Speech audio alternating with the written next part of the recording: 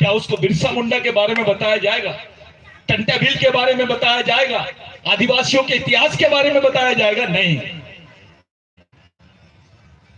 साथियों, अब तो आदिवासी मुक्त भारत की मुक्त भारत यानी बिगर आदिवासियों के भारत, इस देश में आदिवासी आदमी नहीं रहेगा, तब यह भारत हिंदू राष्ट्र बनेगा।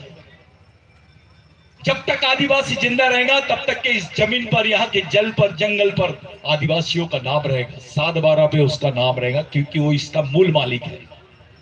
इसी मूल मालिक को खत्म करके ही भारत दूसरा देश बनाया जा सकता है। इस बात का इनको ज्ञान है, इसलिए ये लोग आपको जनजाति बोल रहे हैं, आपको वनवासी बोल रहे हैं, कुछ दिन बाद स्वर्गवासी बोलेंगे। आप लोग चुप है, हम लोग चुप है, कुछ करना ही नहीं चाहते। आपका कोई मिशन नहीं है। जिस बिरसा मुंडा से डॉक्टर बाबा साहब अम्बेडकर ने प्रेरणा लिया, इस देश में दो नेता सबसे बड़े हैं, एक डॉक्टर बाबा साहब अम्बेडकर और दूसरे गांधी जी।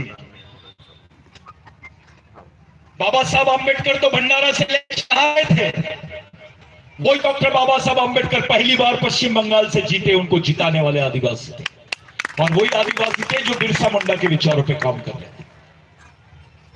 एक तरफ सुभाष चंद्र बोस के छोटे भाई कांग्रेस से लड़ रहे थे और साहब को जिताया, क्योंकि बाबा साहब ने गोदावरी के आंदोलन में बोला था कि मैं बिरसा मुंडा के आंदोलन से प्रेरणा लेता हूं। डॉक्टर बाबा साहब अम्बेडकर भी वही पैदा हुए, उसी जमीन पे पैदा हुए जिस जमीन पे टंटा भील पैदा हुए। ये मामूली बात नहीं है। करमचंद गांधी तो टाई कोर्ट में पहला अधिवेशन हुआ, ऐसे ही पेंडोल, आपके पेंडोल में जैसे बोर्ड लग रहा है, महामानव क्रांति सूर्य भगवान बिरसा मुंडा, धरती आबा बिरसा मुंडा। गांधी जी ने पूछा कितने लोगों के नाम है, तो एक आदिवासी खड़ा होकर बोलता है एक ही आदमी का नाम है।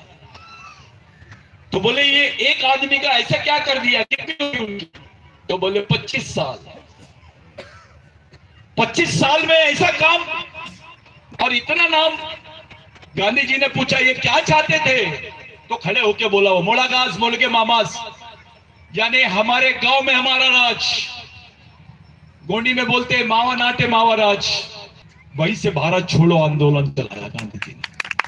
वो टाई कोट उठाए, लंगोटी पहने और देश की आजादी के लिए निकल गए।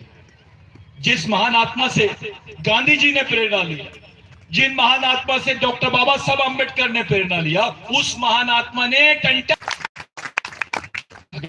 इस देश के राष्ट्रपिता है तो इस देश आजा बिरसा मुंडा और सबके आजा भगवान का।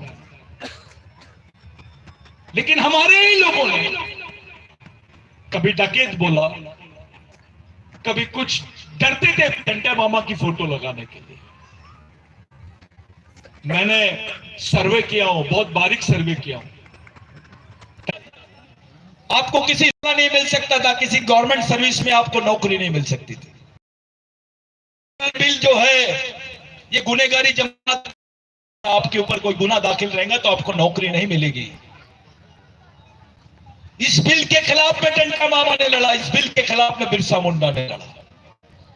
साथियों, ऐसा बिल विश्व के किसी देश में नहीं था। हमारे कितने लोगों को मारा गया, किसी पे एफआईआर नहीं की गई। हमारे मरने के बाद भी हमारा मर्डर हो जाता था, हमारे लोगों को मारा जाता था, उसकी कोई एफआईआर नोंद नहीं होती थी, उसके रिकॉर्ड्स नहीं मिलते। आज भी टंटा मामा का नाम क्रिमिनल ट्राइबल बिल की लिस्ट में है, स्वतंत्र सेनानी की लिस्ट में नहीं है।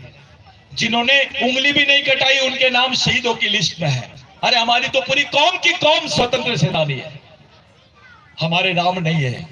कोई पेट्रोल पंप ले रहा है स्वतंत्र सेनानी के नाम पर, कोई कुछ कर रहा है, कोई जमीनें ले रहा है, कुछ ऐशो आराम कर रहे हैं, लेकिन आदिवासी बेचारे वहीं के वहीं।